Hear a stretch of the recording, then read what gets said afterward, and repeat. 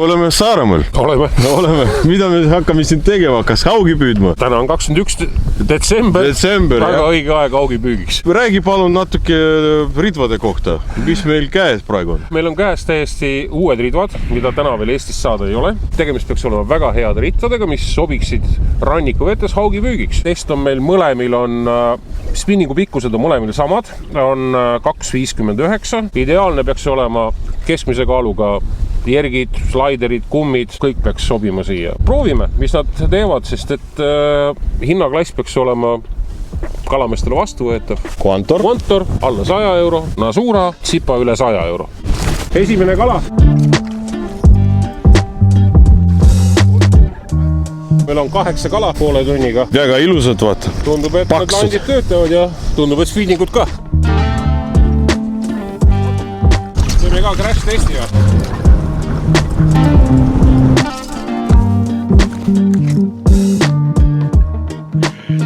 Eile alustasin mina selle kallima ridvaga, täna püüdsin selle odavama ridvaga. Vahe on sees, mitte väga suur, aga see kallim ridv annab paremini informatiivsust edasi, et kui on mingi rohutükk taga või vastu kivi, et ta eristab paremini ära kalavõtu muust mürast. Viskekaugus, ridvarõngad, midagi ei ole öelda, suht koht ühesugused mõlemad. Hästi viskavad, kui kala on otsast, töötavad mõlemad hästi, häda ei ole neil mitte kui midagi, pigem head. Ja millal siis umbes saab ostan sellised ridvad? Ma arvan, et 1. mai paiku haugi hooajaks.